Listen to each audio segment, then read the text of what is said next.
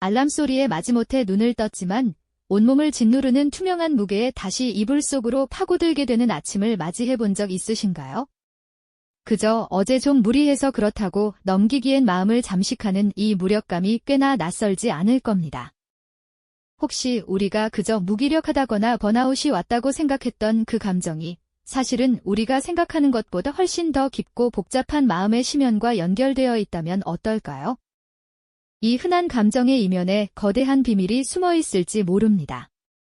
오늘 우리는 겉보기엔 전혀 달라 보이는 두 가지 상태, 바로 무기력증과 우울증이 사실은 같은 뿌리에서 자라나 서로를 어떻게 부추기는지 그 숨겨진 연결고리를 본격적으로 파헤쳐보고자 합니다. 이 두 감정의 진짜 얼굴을 마주하고 나면 아마 당신의 오늘을 그리고 내일을 마주하는 관점이 완전히 달라질지도 모릅니다. 이 이야기는 단순히 지식을 전달하는 것을 넘어 우리 자신을 이해하는 새로운 창을 열어줄 것입니다. 우리는 보통 무기력과 우울을 어떻게 구분할까요? 아마 대부분은 완전히 별개의 문제라고 생각하실 겁니다. 무기력은 흔히 개인의 의지 문제, 약간의 게으름 정도로 치부되곤 하죠. 마음만 굳게 먹으면 극복할 수 있다고 믿습니다. 쌓여있는 설거지나 산더미 같은 업무를 보며 깊은 한숨은 내쉬지만 결국엔 내가 정신 차리고 해내야 할 일이라고 스스로를 다그치게 되는 것이 일반적인 반응이죠.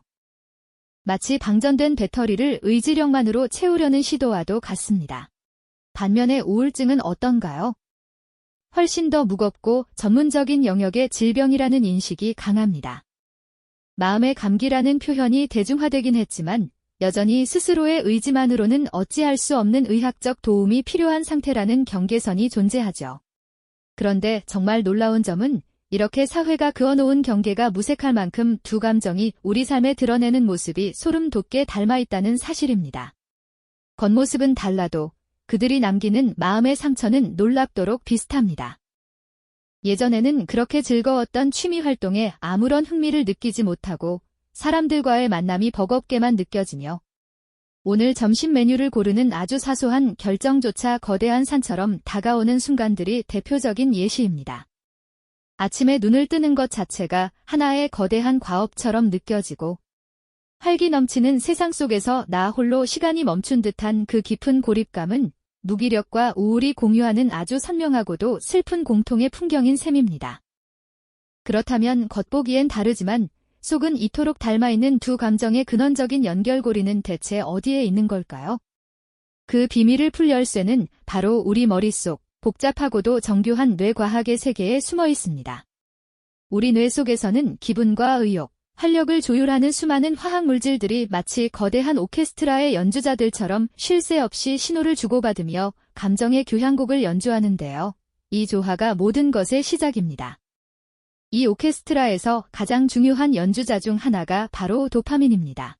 도파민은 우리에게 무언가를 하고 싶게 만드는 동기와 그 일을 해냈을 때의 짜릿한 성취감, 즉 보상을 담당하는 핵심적인 신경 전달 물질이죠. 문제는 바로 이 도파민 시스템의 연주에 문제가 생기면서부터 시작됩니다. 어떤 일을 해도 예전 같은 즐거움을 느끼지 못하고 새로운 것을 시도해보려는 의욕 자체가 바닥나 버리는 겁니다. 이것이 바로 무기력의 뇌과학적 실체입니다. 여기에 또 다른 핵심 연주자인 세로토닌의 활동까지 저하되면 상황은 더욱 복잡한 국면으로 접어듭니다. 세로토닌은 감정의 기복을 안정적으로 조절하는 역할을 하는데 이 기능이 약화되면 마음은 걷잡을 수 없는 슬픔과 불안감에 잠식당하죠. 이것이 우리가 흔히 말하는 우울증의 신경학적 시작점입니다. 결국 무기력과 우울은 서로 다른 질병이 아니라 뇌라는 하나의 무대 위에서 도파민과 세로토닌이라는 공통의 배우들이 만들어내는 슬픈 연극의 1막과 2막이었던 셈입니다. 여기에 만성적인 스트레스라는 최악의 관계까지 더해지면 이 슬픈 연극은 걷잡을 수 없는 파국으로 치닫게 됩니다. 스트레스 호르몬인 코르티솔이 지속적으로 분비되면 뇌는 24시간 내내 비상사태에 놓인 것처럼 극도의 긴장 상태를 유지하게 되는데요. 이러한 상태가 오래 지속되면 감정과 의욕을 담당하는 뇌의 핵심 영역들, 예를 들어 전두엽이나 해마 같은 부분의 기능 자체가 물리적으로 손상될 수 있다는 연구 결과도 상당히 많습니다. 결국 이 모든 조각들을 맞춰보면 무기력과 우울은 단순히 의지의 문제가 아니라 뇌 속 신경전달 물질과 호르몬 시스템의 불균형이라는 명확한 생물학적 원인을 공유하고 있었던 것입니다. 이 둘은 서로의 꼬리를 무는 비극적인 관계였던 거죠. 하지만 이 슬픈 듀엣의 비극은 단순히 뇌 속 화학물질의 불균형에서만 끝나지 않습니다. 놀랍게도 우리의 마음, 즉 심리적인 측면에서도 이 둘을 옭아매는 아주 교묘하고 강력한 함정이 존재하고 있었죠. 이 모든 비극의 씨앗이 되는 아주 유명한 심리학적 개념, 바로 학습된 무기력에 대한 이야기입니다. 혹시 어떤 일을 시도할 때마다 번번이 실패하고 아무리 발버둥 쳐도 상황이 나아지지 않는 절망적인 경험을 해보신 적이 있으신가요? 처음에는 어떻게든 이겨내보려고 온 힘을 다해 노력하지만 나의 의지와는 상관없이 계속해서 좌절만 맛보게 되는 그런 순간들 말입니다. 처음 몇 번의 실패는 그저 운이 나빴다고 혹은 노력이 부족했다고 생각할 수 있습니다. 하지만 통제 불가능한 실패가 반복적으로 이어지면 우리 마음속에서는 아주 미묘하지만 치명적인 변화가 일어나기 시작합니다. 내 노력과 결과 사이에는 아무런 인과관계가 없다는 것을, 이 세상은 내 힘으로 어쩔 수 없는 곳이라는 사실을 뇌가 고통스럽게 배워버리는 것이죠. 바로 이 지점에서 우리의 의지는 스스로 항복을 선언합니다. 어차피 내가 무엇을 해도 결과는 바뀌지 않을 것이라는 생각이 깊게 뿌리내리면서 더 이상 어떤 시도조차 하지 않으려는 상태에 이르게 됩니다. 이것이 바로 학습된 무기력의 본질이며 이것은 단순한 포기나 게으름과는 완전히 차원이 다른 문제입니다.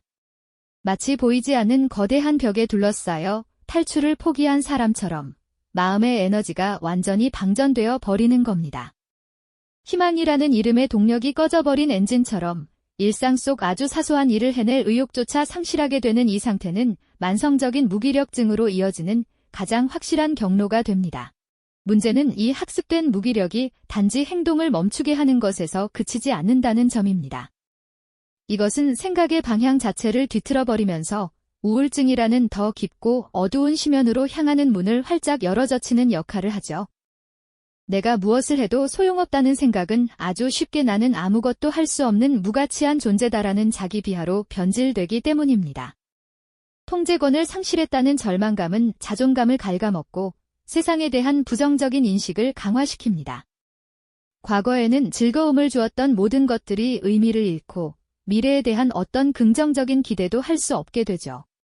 그 순간 무기력은 더 이상 단순한 감정의 상태가 아니라 세상을 바라보는 왜곡된 렌즈 그 자체가 되어버립니다. 결국 반복되는 좌절과 통제 불가능한 상황이 만들어낸 이 심리적 함정은 한 개인의 삶을 송두리째 흔들어 놓습니다. 희망의 빛이 점점 희미해지는 어두운 방 안에 스스로를 가두게 만들고 결국에는 우울이라는 거대한 괴물이 마음을 완전히 장악하도록 만드는 가장 결정적인 촉매제가 되어버리는 것입니다. 그런데 이 견고한 심리적 함정은 오롯이 개인의 내면에서만 만들어지는 것이 아닙니다.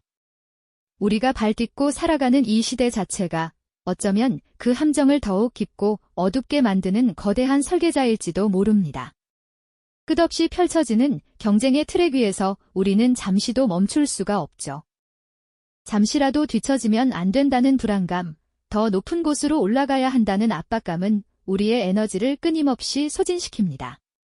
높은 빌딩 숲 사이에서 각자의 목표를 향해 숨가쁘게 달려가지만 정작 마음은 텅 비어가는 기분을 느껴본 적 없으신가요? 이것이 바로 현대사회가 우리에게 안겨준 첫 번째 그림자입니다. 여기에 더해 손안의 작은 화면은 24시간 우리를 세상과 연결시켜주지만 역설적으로는 우리를 더 깊은 고립으로 몰아넣고 있습니다. 쉴 새 없이 울리는 알림과 넘쳐나는 정보의 파도 속에서 정신은 길을 잃습니다. 우리는 수많은 사람과 연결되어 있다고 착각하지만 실은 그 어느 때보다 외로운 섬이 되어가고 있죠. 디지털 세상이 주는 피로감은 우리의 의지와 활력을 조용히 그리고 아주 천천히 갉아먹습니다. 결국 모든 것을 하얗게 불태우고 난 뒤에 남는 것은 무엇일까요? 바로 아무것도 할 수 없고 하고 싶지도 않은 깊은 무력감뿐입니다. 소위 번아웃 증후군이라 불리는 이 상태는 무기력의 또 다른 얼굴인 셈이죠. 최근 우리 모두가 겪었던 전 세계적인 팬데믹 상황은 이러한 환경적 요인이 얼마나 치명적인지를 여실히 보여주었습니다. 사회적 거리두기는 물리적 고립을 넘어 심리적 단절감을 낳았고 미래에 대한 불확실성은 통제 불가능한 상황을 극대화시켰습니다. 놀랍게도 이 시기를 거치며 무기력감과 우울감을 호소하는 사람들의 숫자가 폭발적으로 증가한 것은 결코 우연이 아닙니다. 개인의 힘으로는 어찌할 수 없는 거대한 장벽 앞에서 우리는 속수무책으로 무력감을 학습하게 된 것입니다. 바로 이 지점에서 우리는 이 모든 이야기의 가장 중요한 핵심과 마주하게 됩니다. 우리가 지금까지 그저 의지의 문제 혹은 게으름으로 치부해왔던 무기력의 진짜 정체 말입니다. 결론부터 말씀드리자면 무기력은 우울증으로 향하는 아주 위험한 신호등이자 그 자체로 이미 심각한 마음의 상태일 수 있다는 것입니다. 이 둘은 완전히 별개의 문제가 결코 아닙니다. 마치 하나의 뿌리에서 자라났지만 하나는 무성한 잎을, 다른 하나는 날카로운 가시를 가진 서로 다른 식물처럼 보이는 것과 같습니다. 겉모습은 달라도 이 둘은 같은 땅 속에서 서로 얽혀 양분을 주고받으며 함께 자라납니다. 무기력은 우울이라는 토양을 더욱 비옥하게 만드는 역할을 하고 반대로 우울은 무기력이라는 식물이 더 깊게 뿌리내리도록 만듭니다. 서로가 서로를 키우고 심화시키는 공생관계이자 악순환의 굴레인 셈이죠. 따라서 요즘 좀 무기력한 애라고 느끼는 감각은 단순한 피로 누적이나 권태로움이 아닐 수 있습니다.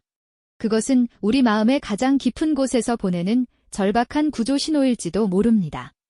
무기력은 우울의 시작을 알리는 전조 증상이자 동시에 이미 시작된 우울을 더욱 깊은 심연으로 끌고 들어가는 치명적인 함정이라는 사실을 우리는 반드시 기억해야만 합니다. 하나의 작은 균열을 방치했을 때 거대한 댐이 무너져 내리듯 사소하게 여겼던 무기력의 감정은 어느 순간 우리의 삶 전체를 집어삼키는 거대한 우울의 파도가 되어 밀려올 수 있습니다. 이 두 감정은 동전의 양면과도 같습니다. 어느 쪽을 먼저 보게 되든 그 뒷면에는 반드시 다른 얼굴이 존재하고 있다는 뜻이죠. 무기력의 늪에 발이 빠졌다면 이미 우울의 그림자가 우리를 덮치고 있는 것과 마찬가지입니다. 이것이 바로 우리가 무기력이라는 감정을 이전과는 완전히 다른 시각으로 바라봐야 하는 이유입니다. 그것은 더 이상 개인의 나약함이나 성실성의 문제가 아닌 우리 마음의 건강 상태를 알려주는 가장 중요한 바로미터이기 때문입니다. 그렇다면 우리의 마음을 이토록 지치게 만드는 것은 과연 무엇일까요? 어쩌면 그 해답은 우리 자신보다 우리를 둘러싼 이 시대의 풍경 속에 숨어 있는지도 모릅니다. 쉴 틈 없이 돌아가는 경쟁의 쳇바퀴 위에서 우리는 끊임없이 자신을 증명해야만 하죠. 잠시라도 멈추면 뒤처질 것 같은 불안감, 이것이 바로 현대인의 고질병이라 불리는 번아웃 증후군을 불러일으키는 주된 원인입니다. 모든 에너지가 소진된 번아웃 상태는 우리에게서 의욕이라는 연료를 가장 먼저 빼앗아가고 그 텅 빈 자리에 무기력이라는 감정이 자연스럽게 스며들게 만드는 것이죠. 손안의 작은 화면은 우리를 세상과 연결해주는 듯 보이지만 실은 보이지 않는 벽을 쌓아 올리며 우리를 고립시키고 있습니다. 쏟아지는 정보의 홍수 속에서 정작 중요한 것을 분별할 에너지는 고갈되고 맙니다. 타인의 화려한 삶과 나의 초라한 현실을 끊임없이 비교하며 느끼는 박탈감은 조용한 무력감을 낳고 결국 우리를 세상으로부터 한 걸음 물러나게 만듭니다. 여기에 전례 없는 팬데믹은 사회적 거리라는 물리적 단절을 가져왔습니다. 이는 곧 심리적 고립감으로 이어지며 그동안 잠재되어 있던 문제들을 수면 위로 끌어올리는 결정적인 계기가 되기도 했습니다. 이처럼 경쟁적인 사회 구조와 디지털 피로, 그리고 사회적 고립이라는 환경적 요인들은 무기력과 우울이라는 두 감정이 서로를 더욱 단단하게 옭아맬 수 있는 최적의 토양을 제공하고 있는 셈입니다. 이 모든 조각들을 하나로 맞춰보면 우리는 마침내 그동안 외면해왔던 하나의 거대한 진실과 마주하게 됩니다. 놀랍게도 무기력은 단순히 우울증으로 가는 길목에 놓인 작은 징검다리가 아니었습니다.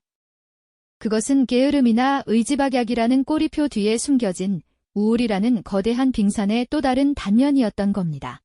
이 둘은 별개의 질병이 아니라 사실상 같은 뿌리에서 자라나 서로에게 영양분을 공급하며 함께 성장하는 비극적인 공생관계에 가깝다고 할 수 있습니다.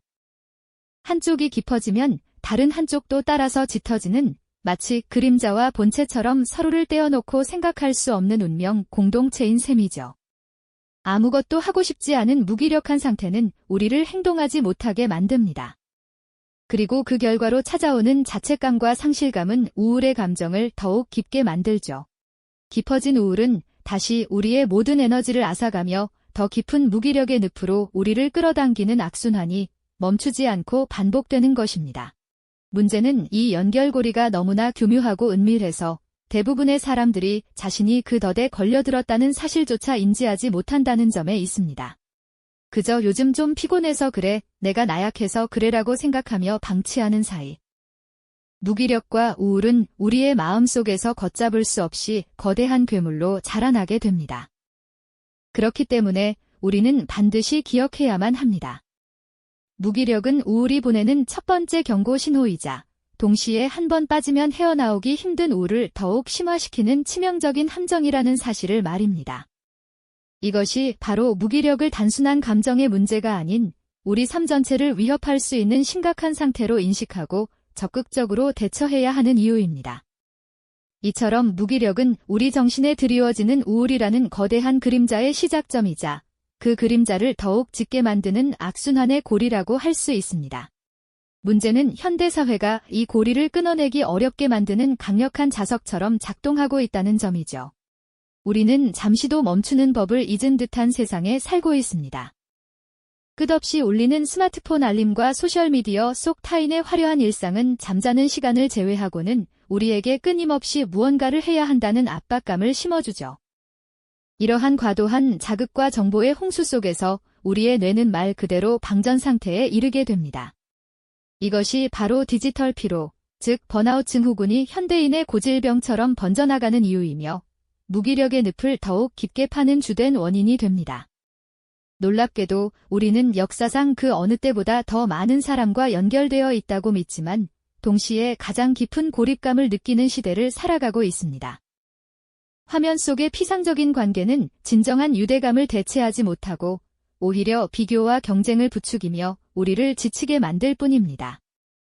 팬데믹과 같은 거대한 사회적 사건들은 이러한 단절과 고립을 극단적으로 심화시키는 계기가 되기도 했습니다. 외부와의 연결이 강제로 차단되면서 많은 이들이 자신의 내면과 온전히 마주해야 하는 힘겨운 시간을 보내야만 했죠.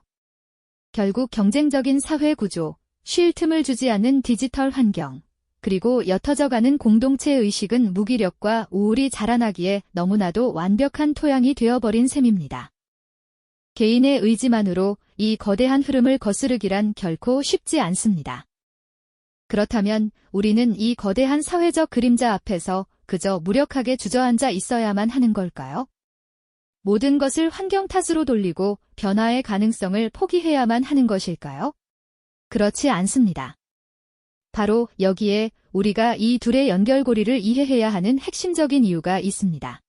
이 지독한 감정의 실체를 정확히 아는 것은 보이지 않는 적과 싸우기 위한 첫 번째 무기를 손에 쥐는 것과 같습니다.